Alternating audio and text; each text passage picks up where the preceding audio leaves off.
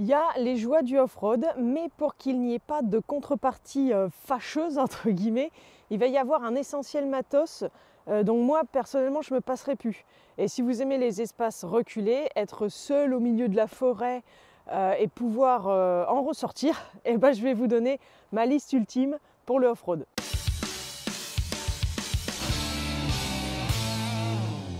On va commencer avec les objets qui vont vous éviter de rester coincé avec le véhicule dans la boue, dans le sable par exemple. Et avant de parler des objets bivouac qui vont vous permettre de profiter de l'aventure, on va parler des chemins.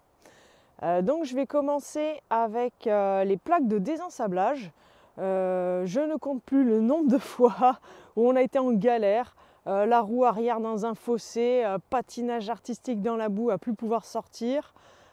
Courir après un tracteur qui passait, bref, les embrouilles que cet outil aurait pu nous éviter. Il y a des marques connues comme les Maxtrax par exemple, mais ils sont assez chers. Donc moi j'ai pris un modèle similaire et qui fait bien le boulot.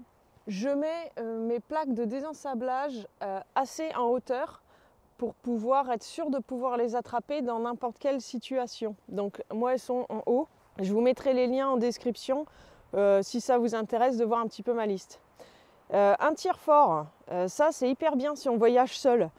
Genre avec un tire-fort et une sangle, on peut se sortir de toutes les situations sans avoir à appeler à droite à gauche, quoi. Par contre, il faudra prendre une sangle qui peut tirer au minimum 4 tonnes et c'est vraiment le minimum en fait pour avoir une qualité intéressante pour nous en van. Parce qu'il y aura des tensions très fortes. Donc un jeu de sangle de tractage, ce sera super intéressant. J'ai un modèle qui résiste à 4 tonnes, je crois, ou 5, et histoire d'avoir un petit peu de marge en fait. Il faudra faire attention quand même à ne pas rester à côté si jamais la sangle venait à lâcher pendant le remorquage, parce que ça peut faire très mal si on la prend dans la figure par exemple.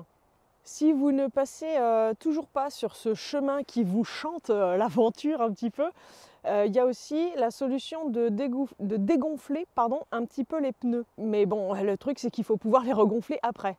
Donc j'ai un petit gonfleur de 12 volts qui n'est pas une marque phare mais qui fait le boulot et qui avait de bonnes critiques. Donc là encore, je vous mettrai le lien si ça vous intéresse, vous pourrez toujours comparer. Une paire de câbles de démarrage aussi, mais ça c'est valable dans tous les cas, hein, pas qu'en off-road. Ah, j'ai failli oublier la bombe anti-crevaison aussi. Il y aura aussi notre meilleure amie, la pelle US pour déblayer, etc. Et du coup, elle sera super utile aussi pour la partie bivouac. Le campement est bien posé dans la forêt, on est bien, le bruit de la rivière vous relaxe et vous n'avez en voisin que des oiseaux qui vous observent, curieux de voir un humain aussi reculé dans la forêt. Mission accomplie. Bon, on met les cales de niveau pour être sûr de bien dormir. Ça, c'est direct. Donc j'ai les cales de la marque Fiamma depuis 3 ou 4 ans et elles sont vraiment nickel. Ça permet de passer quand même une bonne nuit à plat sans avoir mal au dos, du coup d'être un peu penché. Donc c'est le moment de s'installer et de s'abriter. On a installé un store sur notre van. La vidéo va s'afficher en haut si vous voulez regarder comment on l'a installé. Et avant on avait un tarp. Donc c'est moins pratique, mais on était quand même abrité en cas de pluie et de vent. La table, on a une table sur laquelle on peut régler chaque pied indépendamment. Donc ça c'est super cool quand on est un petit peu sur un chemin accidenté. Et en plus elle est en aluminium, donc elle est assez légère, on peut poser directement les casseroles dessus sans l'abîmer. Donc moi j'avais trouvé que c'était un bon rapport qualité-prix. Voilà, je la recommande parce que je la trouve bien. Pour la bouffe, c'est pas obligatoire, mais ça fait toujours plaisir de vivre l'aventure un petit peu à 100% quoi. Donc on a un petit barbecue démontable et l'avantage c'est qu'il prend pas de place dans le van parce que du coup on peut le réduire. Enfin on peut le démonter.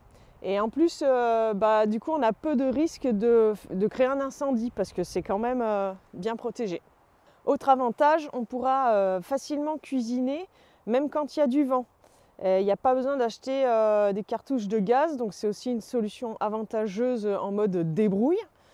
Et on a travaillé donc sur le modèle qu'on utilise là pour augmenter le tirage et vous pourrez le retrouver dans la boutique normalement assez rapidement. Je garde toujours cette petite scie pliable dans le camion. Elle m'a déjà sauvé le pare-brise une fois quand on était coincé au Caroux. Et donc du coup la branche menaçait de péter le pare-brise, donc du coup j'ai pu la couper proprement sans abîmer vraiment l'arbre et puis du coup sans abîmer mon camion. Pour la soirée, je vais conseiller 2 lampes différentes, donc une frontale par personne, ça c'est hyper important en cas d'urgence, besoin d'évacuation, premier soin en pleine nuit, etc. Mais pour passer une soirée assez conviviale aussi, quoi, je vous recommande la lanterne qu'on a. Elle a 8 heures d'autonomie à pleine puissance et donc on peut continuer la soirée jusqu'à ce qu'on soit fatigué. On n'est pas obligé de l'arrêter avant. Et du coup, ça c'est pas mal. Il y a différents tons, différents modes. Et honnêtement, cette lampe, je l'ai offerte il y a à peu près 2 ans à HP. Et j'en recommande plus d'autres, quoi. Elle est vraiment super. Pour moi, c'est la lanterne ultime en camp, quoi. Pareil, je mets tous les liens dans la description. Voilà, j'ai fait le tour des principaux objets dont je ne pourrais pas me passer en off-road. Si vous avez d'autres outils et objets qui peuvent venir compléter cette liste de base, je vous invite à les partager dans les commentaires pour enrichir un petit peu tout le monde. Et si vous êtes intéressé par plus de vidéos du même style, il y a le bouton s'abonner juste en dessous, comme ça, et vous serez informé des nouvelles vidéos. Oui, notamment, il y a une vidéo qui sort bientôt sur l'adaptation off-road de son van. Je vous mets un pouce bleu. N'oubliez pas que le jeudi, c'est combi, à 19 h, c'est campeur. Jingle de merde, mais je le garde. Et je vous dis ciao, ciao!